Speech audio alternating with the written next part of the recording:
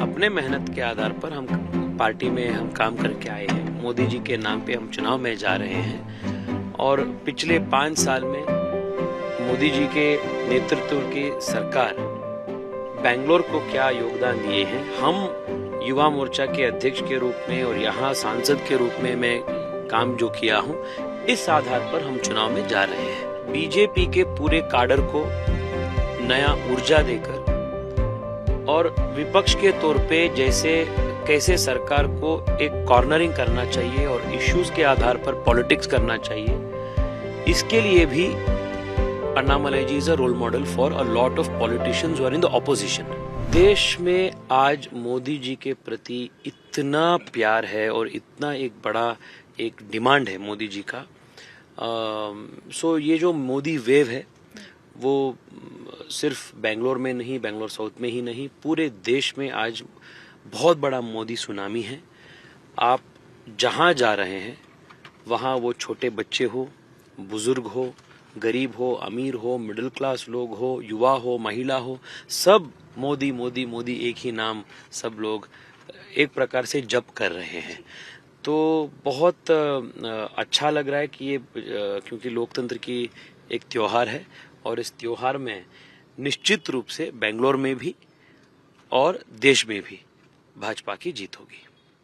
आपके खिलाफ जो है कांग्रेस ने एक मंत्री की बेटी को टिकट दिया है, सौम्या रेड्डी की हम बात कर रहे हैं, और पूरे राज्य भर में अगर हम देखें तो कई मंत्रियों के दामाद, बेटियां, इन सबको टिकट दिया गया है। तो किस तरह से देखते हैं इसे?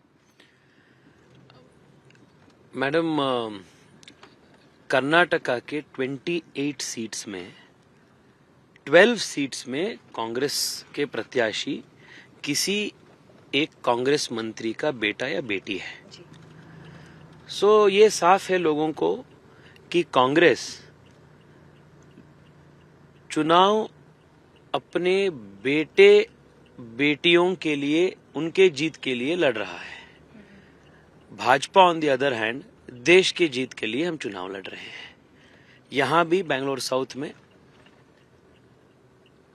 मंत्री जी अपने बेटी के लाइफ सेटल करने के लिए कार्यनिरत है और हम अपने ताकत पे आधार पर, अपने मेहनत के आधार पर हम पार्टी में हम काम करके आए हैं। मोदी जी के नाम पे हम चुनाव में जा रहे हैं और पिछले 5 साल में मोदी जी के नेतृत्व की सरकार बेंगलोर को क्या योगदान दिए हैं, हम युवा मोर्चा के अध्यक्ष के रूप में और यहाँ सांसद के रूप में मैं काम जो किया हूँ, इस आधार पर हम चुनाव में जा रहे हैं। तो ये फर्क साफ है। तो लोग भी ये फर्क को देखकर बहुत स्पष्ट उत्तर चुनाव में देंगे। I am very confident. 400 का लक्ष्य इस बार प्रधानमंत्री नरेंद्र मोदी ने रखा है। क्या लगता है आपको? साउथ की भी 130 सीटें हैं, तो किस तरह से देखते हैं ये पूरा कंटेस्ट? मैडम, इस बार आप लिख के रखिए आज ही, साउथ विल सरप्राइज यू। आज तक बीजेपी के सबसे बेस्ट परफॉर्मेंस दक्षिण भारत में इस चुनाव में होगा। तमिलनाडु हो, कर्नाटका हो, कर्नाटका में आज के स्थिति में मुझे लग रहा है 28 on 28 भी पॉसिबल है आज की स्थिति में। सो कर्नाटका में, तमिलनाडु में, आंध्रा और तेलंगाना में भी भारतीय जनता पार्टी के बेस्ट परफॉर्मेंस होगा। केरला में ऐसा बोला जाता था कि बीजेपी का अकाउंट कभी नहीं खुलेगा। इस बार एटलीस्ट 3 to 4 सीट्स में BJP has high chances of winning, at least 2 people say is confirmed.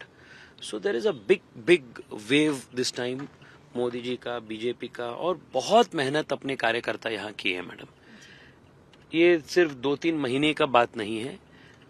पिछले 3-4 साल से यहाँ के दक्षिण भारत के कार्यकर्ता, विशेष रूप में केरला, तमिलनाडु, तेलंगाना के कार्यकर्ता आर पार के लड़ाई जैसे they have given their everything and fought.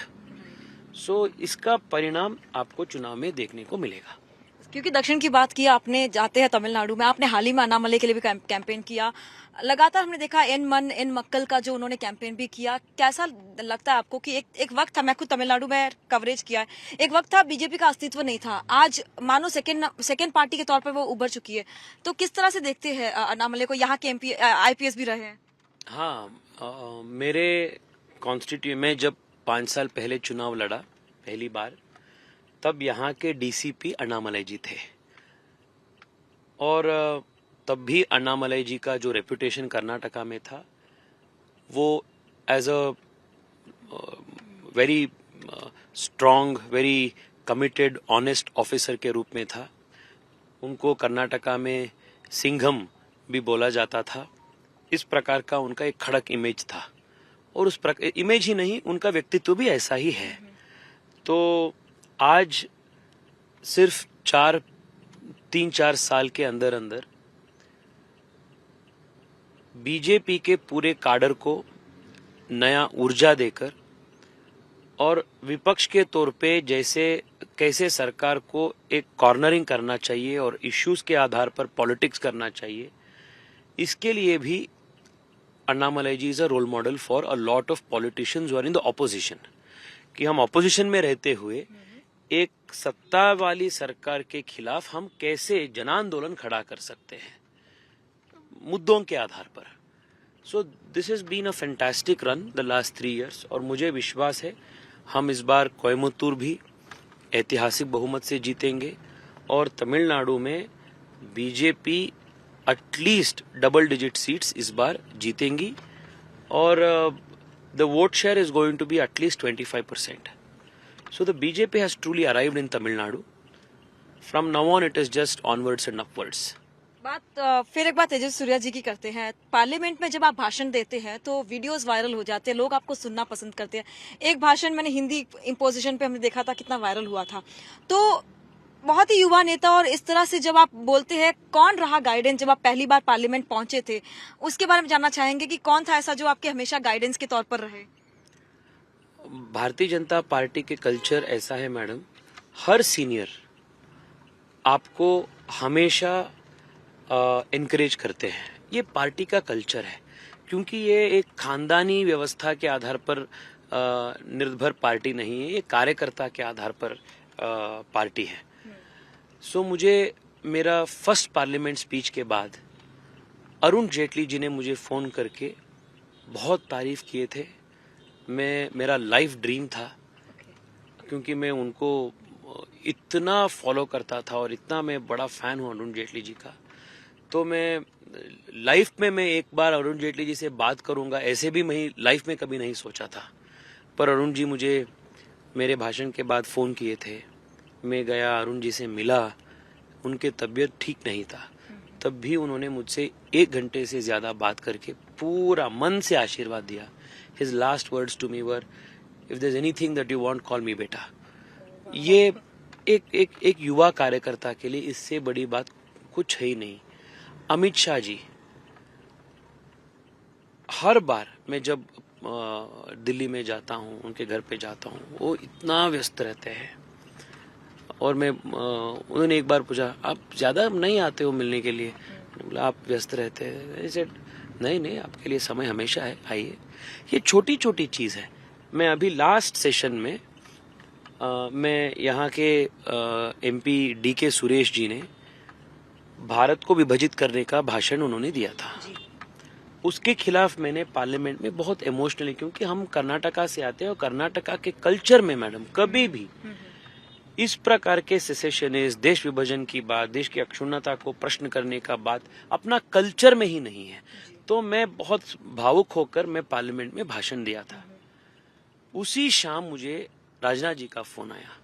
Rajnath ji ने बोले कि बहुत बढ़िया आपने बोले, I am very happy. I asked him for his time कि सर मैं आपसे मिलूंगा, आशीर्वाद दूंगा। अगले दिन उन्होंने समय दिया, 15-20 मिनट बिठा के एडवाइस किया कि कैसा करना है।